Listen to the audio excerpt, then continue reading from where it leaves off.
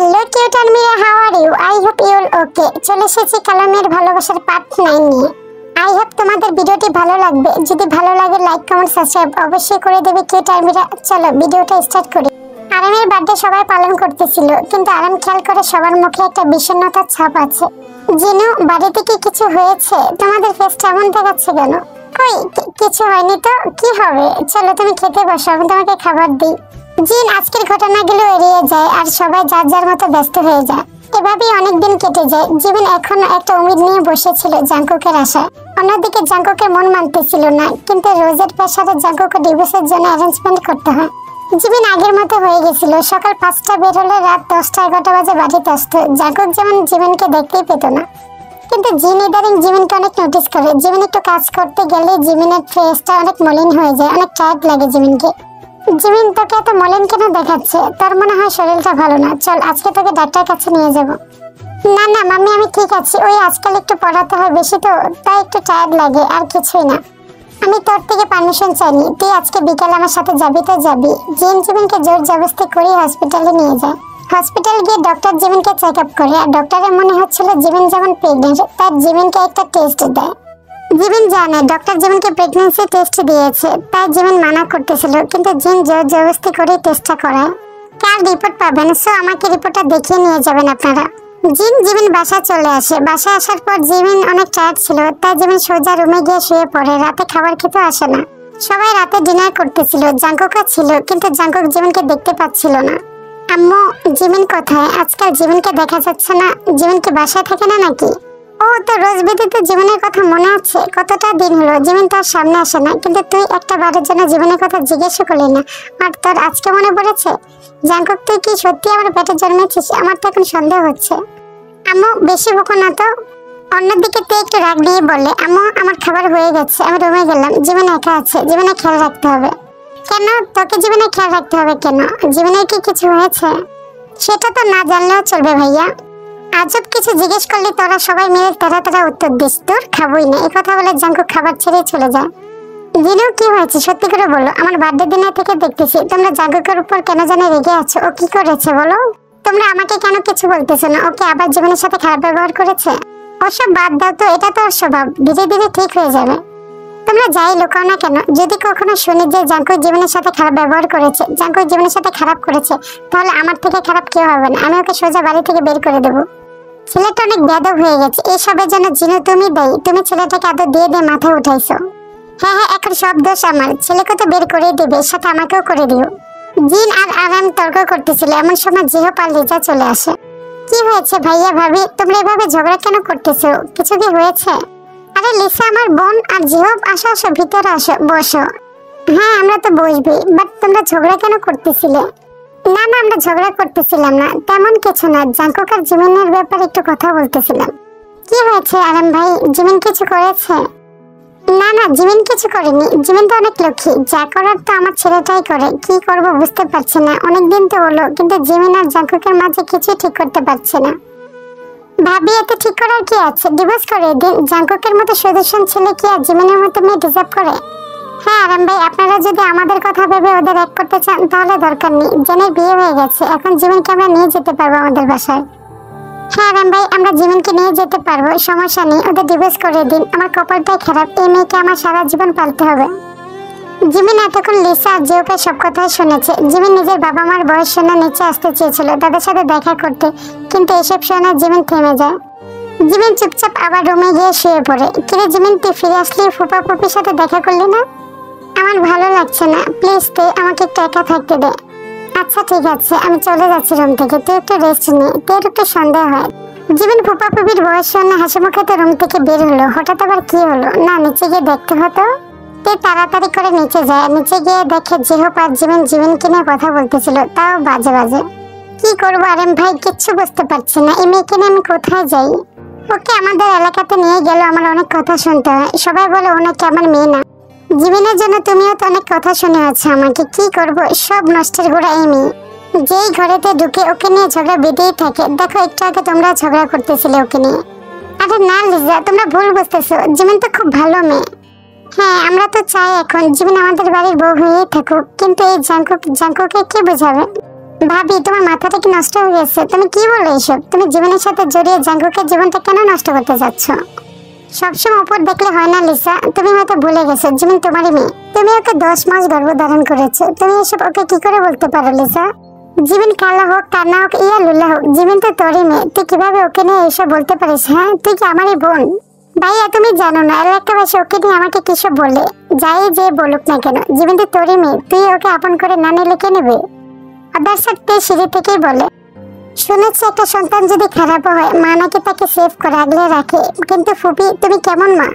বেচারি তোমাদের কথা শুনে কত হাসি মুখে তোমাদের সাথে দেখা করতে এসেছিল, হয়তো তোমাদের এইসব কথা শুনে জীবন মন খারাপ করে রুমে চলে গেছে।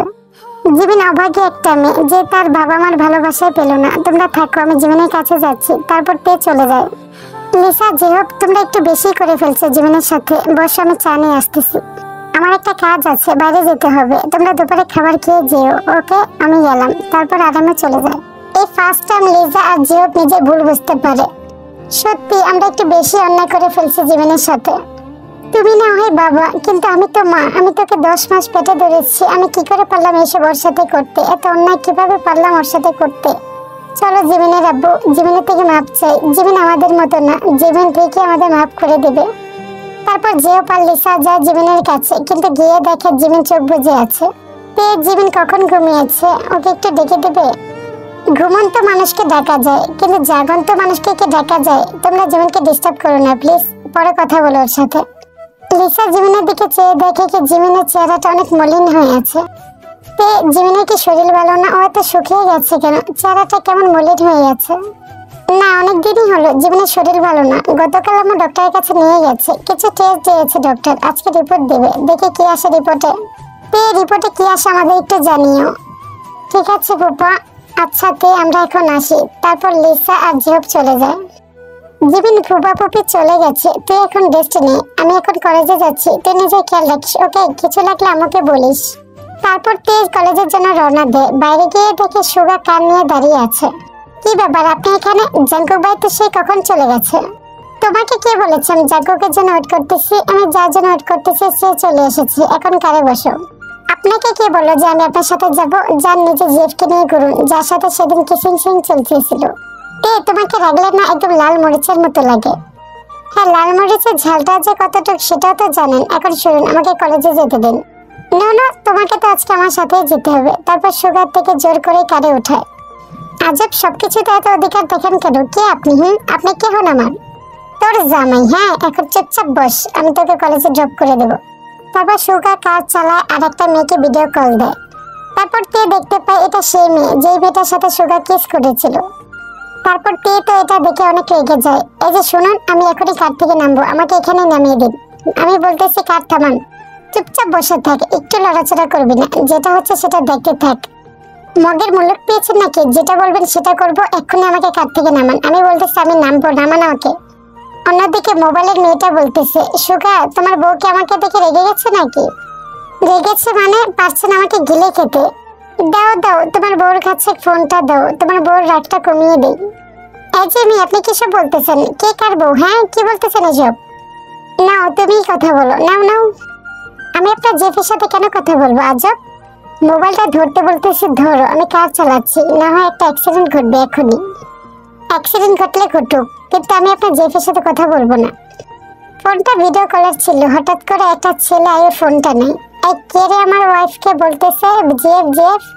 এই শালা, আমার ওয়াইফ তার জেফ কবে থেকে হলো? হ্যাঁ তার ওয়াইফ কি বলে এসব? তার বউকে জিজ্ঞেস কর কবে আমার জেফ হয়েছে। তার বউ তো আমাকে কিছু করেছে, জিজ্ঞেস কর। এই তুমি নাটক কেন করতেছো? তোমারই তো প্ল্যান ছিল, তুমি তো বলেছো ওর ওয়াইফকে জ্বালানোর জন্য কিছু নাটক করতে, এখন সাধু সাজে। তে এতক্ষণ এদের কথা শুনতেছিল, তে কিছুই বুঝতে পারছিল না এখানে কি হচ্ছে। তাই তে সুগার থেকে মোবাইলটা কেড়ে নেয়। আমি তো কিছু বুঝতে পারছি না, আপনারা কারা? সুগার কি হন? তারপর তে এদের দুজনকে ভালো করে নোটিস করে দেখে এরা তো জাঙ্কুকের বন্ধু বান্ধব। আরে আই আপু তুমি আর ভাইয়া আপনি, আপনারা তো জাঙ্কুক ভাইয়ের ফ্রেন্ডস। শুধু তোমার ভাই না, আমারও ফ্রেন্ডস হয়, আমরা কলেজ ফ্রেন্ড সবাই। আই আপু আর ভাইয়া আপনারা একসাথে? আপনারা কি কাপল?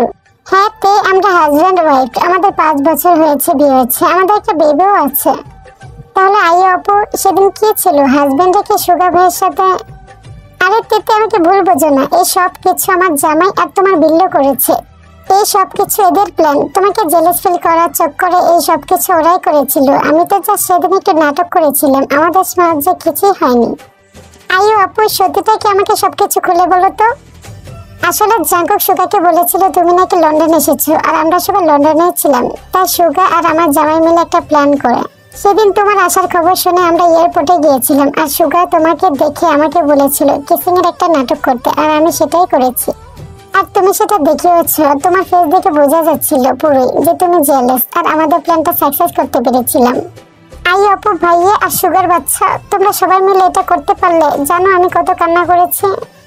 আমার মনে হচ্ছিল সেদিন এই বিলাইটাকে আমি সেদিন হারিয়ে ফেলেছি। তোমরা এটা কি করে করতে পারো?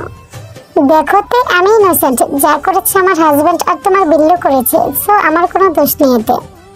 আচ্ছা, তোমরা এখন বোঝাপড়া করো, আমি এখন কল কেটে দিই। আমি আমার বউয়ের সাথে টাইম স্পেন্ড করবো, তোমরাও করো। Tata, bye by. তারপর কল কেটে দেয়। তে অনেকক্ষণ ধরে মুখ ফুলে বসে আছে, সুগার সাথে কোনো কথাই বলছে না। কি হলো তে, এখনো কি কোনো কিছু ক্লিয়ার করা বাকি আছে? এভাবে মুখ ফুলে বসে আছে কেন? কথা বলো। আমি আপনার সাথে কথা বলবো না, আপনি অনেক পচা। চুপচাপ আমাকে কলেজ দিয়ে আসেন। ঠিক আছে, কথা বলো না, কিন্তু আজকে কলেজে না গেলে হয় না। চলো না কোথাও ঘুরে আসি। ঠিক আছে, কলেজ যাব না, একটা ভালো জায়গা নিয়ে চলুন, কিন্তু আমি আপনার সাথে কথা বলবো না। সুগা একটু মুচকে হেসে কার চালায় আর তেকে নিয়ে একটা নদীর তীরে যায়। ওয়াও, জায়গাটা খুব সুন্দর। আপনার তো চয়েস আছে। যে মানুষটা তোমাকে চয়েস করেছে সেই মানুষটার চয়েস খারাপ কি করে হতে পারে? একটা জিনিস ভালোই হয়েছে, এত বছর একটু মিষ্টি মিষ্টি কথা শিখেছেন, নাহলে আগে তো সবসময় তেতে তেতে করে কথা বলতেন। সুগা, তুমি অনেক নিষ্ঠুর, তোমার মনে অনেক পাথর। কি করে পারলে আমার একটা ভুলের জন্য আমাকে এতটা বছর কষ্ট দিতে? সেদিন আমি না বুঝে কথাটা বলে ফেলেছি, কিন্তু সত্যি আমি তোমাকে কথাটা বলিনি, কিন্তু তোমার উপর যে কথাটা লাগু হবে সেটা আমি বুঝতে পারিনি। সেদিনের পর থেকে কখনো কাউকে আমি অপমান করিনি, না গরিব বলে সম্বোধন করেছি, না কারোর সাথে অহংকার হয়ে কথা বলেছি। সত্যি আমি অনুতপ্ত। আমি বুঝতে পারিনি তুমি অন্যের কথাটা তুমি নিজের উপরে নেবে আর আমাকে এভাবে ছেড়ে চলে যাবে। ইটস ওকে তে, হয়তো আমি সেদিন তোমার কথা কষ্ট পেয়েছিলাম, কিন্তু হ্যাঁ, একদিকে ভালোই হয়েছে। আমি এখন একটা সাকসেস বিজনেসম্যান, আমার কাছে বাড়ি গাড়ি টাকা সবকিছুই আছে, তোমার কোনো কিছুর অভাব হবে না। এমন করে বলো না সুগা, আমাকে আর ছোট করো না। আমার কিচ্ছু লাগবে না, আমার তোমার হলেই চলবে। বাবা, এত পরিবর্তন! তোমার হয়তো কিছু লাগবে না, কিন্তু আমার তো এখন অনেক কিছু লাগবে। তোমার আবার কি লাগবে? আমার তোমাকে লাগবে। এই কথা বলে সুগার থেকে কাছে টেনে নেয় আর পেশেন্টলি কিস করতে থাকে। अब खुद से दिल मिल जाने, क्यों है ये इतना फासला? लम्हे ये फिर ना आने, इनको तू ना दे जाने, तू मुझ पे खुद को दे लुट। चल একটা রেস্টুরেন্টে যাই, কিছু খাওয়া দাওয়া করি। আজকে তুমি সারাটা দিন আমার সাথে কাটাবে। ওকে। তারপর সুগার থেকে নিয়ে অনেক জায়গায় ঘুরে সারাটা দিন তে সুগার সাথেই কাটিয়ে দেয়। অবশ্য জিমিনের শরীর ভালো না, তারপরে স্টুডেন্ট পড়ানোর জন্য রেডি হয়। জিমিন, তুই কোথায় যাচ্ছিস? তোর তো শরীর ভালো না, যা রেস্ট কর। না ফুপি, আমার যেতে হবে, সামনে স্টুডেন্টদের এক্সাম। আমার এখন না গেলে ওদের ক্ষতি হয়ে যাবে। কতবার বলছি তোর পড়ানো লাগবে না, তুই এবারের বউ, তোরই সবকিছু।